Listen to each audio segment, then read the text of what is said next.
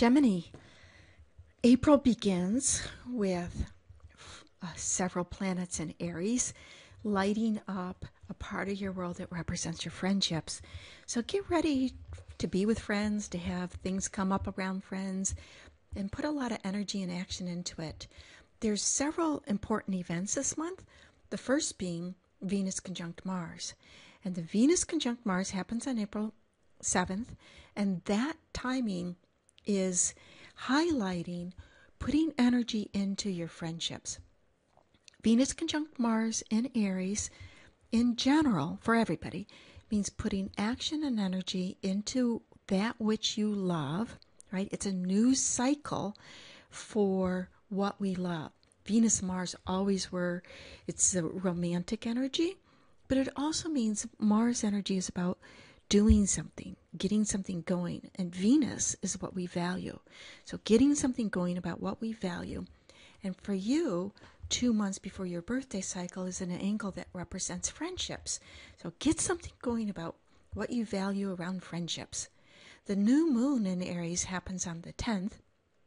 And again, that is solidifying action and energy around friendships. Now, we have several planets crossing over Eris, E-R-I-S, during this month. And so first we will have Venus, then Mars, then the Sun and the Moon. And Eris symbol is that where we could feel left out.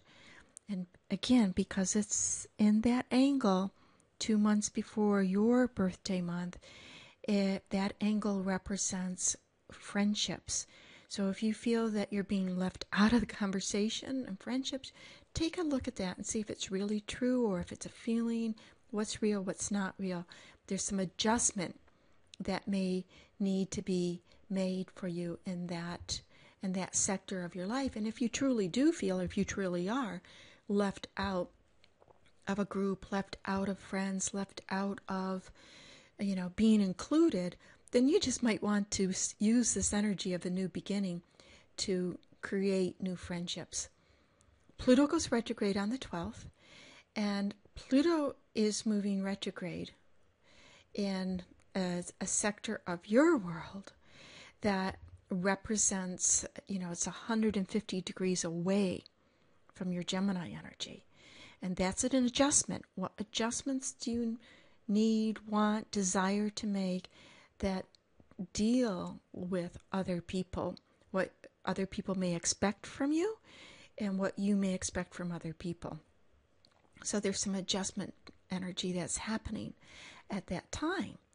The Sun moves into Taurus on the 19th, which is when the Sun is in the sign behind yours, that is officially beginning of thinking about releasing and getting ready for your birthday.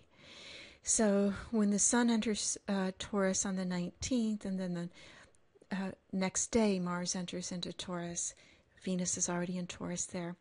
There is a symbol or a sector that says, what is it that I need to release? Okay, maybe last year I had all these aspirations and inspirations of doing such and such.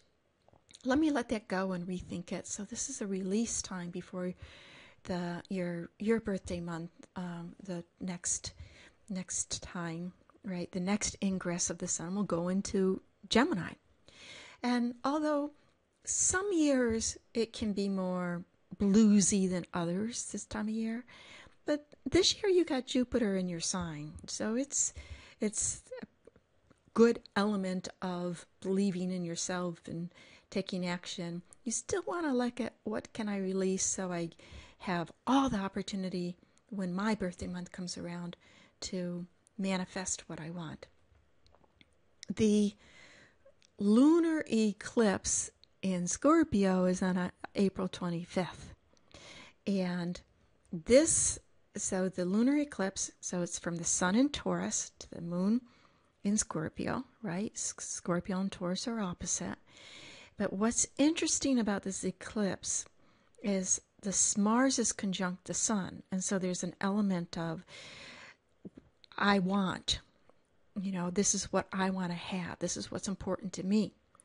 But because it's Taurus, which is the sign behind you, it does mean that there could be something behind you that you're not seeing, that you may feel an inner irritation. Why am I irritated? I don't know why.